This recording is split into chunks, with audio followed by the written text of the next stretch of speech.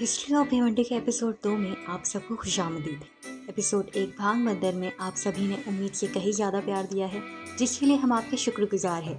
इस एपिसोड के एंड में एक अहम मैसेज है, उसे ज़रूर सुने। और आप सभी से एक गुजारिश ये भी है कि अगर आपको हिस्ट्री ऑफ भिवंडी को लेकर हमारी ये कोशिश और मेहनत पसंद आ रही है तो प्लीज़ हमारे चैनल को सब्सक्राइब ज़रूर करें। आपका सब्सक्रिप्शन हमारे लिए कॉन्ट्रीब्यूशन है। साथ ही वीडियो पर अपनी राय भी दें और अपने फैमिली एंड फ्रेंड्स के साथ शेयर ज़रूर करें। आज की इस कहानी में हम ऐसी बात बताने वाले हैं जो कुछ लोगों को मालूम होगी, लेकिन भिवंडीकर्स की एक बड़ी मेजॉरिटी इससे वाकिफ नहीं। क्या निजामपुर भिवंडी शहर एक ही मोहल्ले, बस्ती या इलाके का नाम है? अगर ऐसा है तो महानगर पालिका के नाम में निजामपुर का नाम क्यों आता है, जबकि भिवंडी शहर में और भी कई इलाके मौजूद है। 100 से ज्यादा साल का वक्त बीत चुका है जब भिवंडी और निजामपुर दो अलग अलग गांव हुआ करते थे। निजामपुर को कई लोग निजामपुरा भी कहते हैं, लेकिन इसका सही लफ्ज निजामपुर है।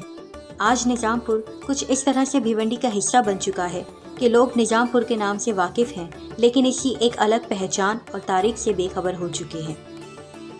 सदियों पहले जब भिवंडी के लिए भांग बंदर से आना होता था, उसी तरह निजामपुरा के लिए खोनी बंदरगाह से आना होता था। तासा नदी से निकलने वाली कामवारी नदी के खोनी गांव पर बंदरगाह थी, जहां से भांग बंदर और फिर थाने, वसे और दूसरी रियासतों की तरफ जाना होता था। आज खोनी बंदरगाह के पास एक ब्रिज बन चुका है जो भिवंडी शहर और खोनी गांव को जोड़ता है। तारीख से पता चलता है कि सन 1485 में निजाम शाही एम्पायर के फाउंडर मलिक अहमद निजाम शाह ने कोकन के दिगर किलों के साथ पड़गा के आगे माउली किले पर कब्जा कर लिया। उस वक्त परगना इस्लामाबाद यानी आज का भिवंडी के इलाके इस निजाम शाही एम्पायर का हिस्सा थे, जैसे शाहपुर, हासनगांव, मुरादाबाद जिसे आज मुरबाड़ से जाना जाता है, पड़गा, राहुल, अर्जोली, तलोली, दुर्गाड़ी, सोनाले, भिनार, साविंदा, चाविंद्रा, खोनी, निजामुद्दीनपुर, भिमड़ी यानी कि भिवंडी इसमें शामिल थे। इस वक्त कामवारी नदी माउली फोर्ट के पास से गुजरती थी। तासा नदी से खोनी तक आज भी जगह जगह कोली बस्तियां पाई जाती है। ये नाव चलाने वाले मल्लाह हुआ करते थे। नदी किनारे इनकी आबादी हुआ करती थी। निजाम शाही दौरे हुकूमत में निजामपुर और आसपास के गांव मापोली तक के लोग खोनी बंदरगाह और फिर भांग बंदर जाया करते थे। इस बंदरगाह से चावल, सागवान की लकड़ी और मवेशी कश्तियों के जरिए गुजरात और कराची भेजे जाते थे, जिसे आज पटेल मोहल्ला कहा जाता है। वहां से खोनी गांव तक एक खुला मैदान हुआ करता था, लेकिन आज वहां कारखाने और बस्तियां कायम हो चुकी है। इस खुले मैदान में सागवान लकड़ियों के डेपो हुआ करते थे, जैसा कि आपने एपिसोड 1 में भी देखा कि भांग बंदर से यूरोप तक लकड़ियां और लकड़ियों से बने फर्नीचर एक्सपोर्ट किए जाते थे। ये उस वक्त की बात है जब भिवंडी और निजामपुर के लोग लकड़ी और फिर साड़ी के कारोबार में काफी मशहूर थे।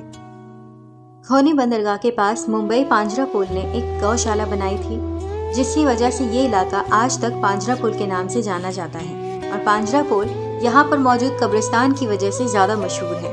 पांजरा पुल दरअसल पिंजरा और टर्किश के लफ्ज बोल, जिसका मतलब आबाद होता है, उससे लिया गया है। इजराना कंपाउंड से खोनी गांव के साहिल तक के पांजरा पुल का इलाका था। पांजरा पुल के आसपास घने पीपल के पेड़ थे और मुंबई से बैलगाड़ियों और खोनी बंदरगाह के रास्ते जानवरों के पिंजरे लाए गए थे और आसपास के देहातों से घास की सप्लाई होती थी। एक वक्त ऐसा भी था भिवंडी के पांजरा पुल में मुख्तलिफ नस्ल के हजारों जानवर होते थे, लेकिन आज पांजरा पुल सिर्फ नाम का रह गया है। उस पूरे इलाके में नई बस्तियां बस चुकी है, जो शहर का काफी पॉश इलाका भी समझा जाता है, और कुछ पुराने मोहल्ले अब भी बाकी हैं। भिवंडी और निजामपुर को अलग रखने के लिए कामवारी नदी से पानी की एक शाख निकलकर, जिसे आप नाला भी कह सकते हैं, नजराना के पास भाजी मार्केट, मछली मार्केट और तिनबत्ती मंगल बाजार स्लेब से कनेरी होते हुए आगरा रोड और फिर वराल देवी तालाब तक जाती थी। तिनबत्ती मार्केट पर अगर आप खड़े होंगे तो तिनबत्ती नाले के एक तरफ भिवंडी और दूसरी तरफ निजामपुर था। कामवारी नदी से निकलने वाला ये नाला वराल देवी तालाब तक जाता था। तारीख में मिलता है कि सन 1912 में याकूब जाफर मोमिन ने अपने जाती खर्च से इस नाले पर पुल और नाले से जुड़े रास्तों पर सड़क को तामीर किया। इसलिए इस्लामी होटल तिनबत्ती से गुजरने वाला रोड आज भी याकूब रोड के नाम से जाना जाता है। इसका दूसरा ब्रिज 1960 में बनाया गया था। बाद में म्युनिसिपैलिटी ने इस पूरे नाले पर स्लेब चढ़ा दिया था। जैतूनपुरा की तरफ कई सालों तक भिवंडी का मशहूर मंगल बाजार लगता रहा और वो इलाका मंगल बाजार स्लेब के नाम से भी मशहूर है। खोनी गांव पांजरा पुल और उसके आसपास के इलाके से होते हुए वंजारपट्टी नाका, साविंदा, चाविंद्रा, खंडूपाड़ा, तिनबत्ती, काप ये सभी इलाके निजामपुरा में आते थे। आज भी सरकारी दफ्तरों में निजामपुरा 5 हिस्सों में तकसीम है। एड्रेस में निजामपुर के साथ निजामपुर का नंबर लिखना भी जरूरी होता है। सन 1864 में अंग्रेजों ने भिवंडी और निजामपुर को मिलाकर एक शहर की हैसियत दी और भिवंडी निजामपुरा म्यूनिसिपैलिटी कायम की गई। ये भिवंडी और निजामपुरा को एक करने में निजामपुरा के लोगों ने शर्त रखी थी कि म्यूनिसिपैलिटी में दोनों बस्तियों के नाम होंगे। उनकी ये दूरअंदेशी ने उनकी अलग तारीख और वजूद को भिवंडी के नाम में दफन होने से बचा लिया और आज भिवंडी के साथ निजामपुर जोड़े बिना म्यूनिसिपल कॉरपोरेशन का नाम नहीं लिखा जा सकता। कहा जाता है कि उस वक्त के अंग्रेज कलेक्टर ने निजामपुरा के लोगों की शर्त मान ली थी, जिसके बाद भिवंडी निजामपुरा म्यूनिसिपैलिटी का कयाम हुआ था।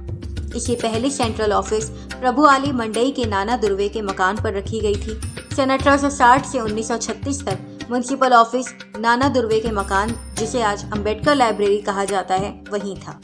भिवंडी की पहली अदालत, प्रांत ऑफिस, अंग्रेजी दौर में बनी स्कूल जिसे काली स्कूल कहा जाता है, डाक बंगला और ऐसे कई बड़े बड़े काम म्यूनिसिपैलिटी बनने के बाद निजामपुर के हिस्से में आए थे। सन 1982 में भिवंडी निजामपुर म्यूनिसिपैलिटी की हदें बढ़ाई गई और आसपास के 10 गांव गौरीपाड़ा, नारपोली, कनेरी, कामतघर, टेमघर, भादौड़, नागांव, चाविंद्रा, पोगांव और फेने गांव को भी इसमें शामिल कर लिया गया। ये थी तारीख निजामपुरा और भिवंडी के मिलाप की। अब कई लोगों को ये इन्फॉर्मेशन मिल चुकी होगी कि भिवंडी निजामपुर म्यूनिसिपल कॉरपोरेशन के नाम में ये निजामपुर क्या है। हमने कोशिश की कि भिवंडी निजामपुर कनेक्शन को आपके सामने सही तरीके से एक्सप्लेन कर सके। LIB का खास मैसेज ये है कि एपिसोड 1 भांग बंदर के लिए कई लोगों ने हमें ईमेल और मैसेज किए, कई करेक्शंस बताए और नई इन्फॉर्मेशन दी। एपिसोड 2 भिवंडी निजामपुर कनेक्शन में भी इसी तरह की कोई बात हो तो हमारे ऑफिशियल ईमेल पर मेल करें या व्हाट्सएप भी कर सकते हैं। हम आपकी तरफ से मिलने वाली इन सभी इन्फॉर्मेशन को जमा कर रहे हैं, जिन्हें आगे चलकर और भी बेहतर अंदाज में आपके सामने पेश किया जाएगा। भिवंडी से जुड़ी हर मालूमात और अपडेट्स के लिए हमारे चैनल लाइफ इन भिवंडी को सब्सक्राइब जरूर करें। फेसबुक, इंस्टाग्राम एंड ट्विटर पर भी हमारे official page life in Bhiwandi को फॉलो करें। जल्द ही मिलेंगे हिस्ट्री ऑफ भिवंडी के एक नए एपिसोड के साथ। तब तक के लिए अलविदा।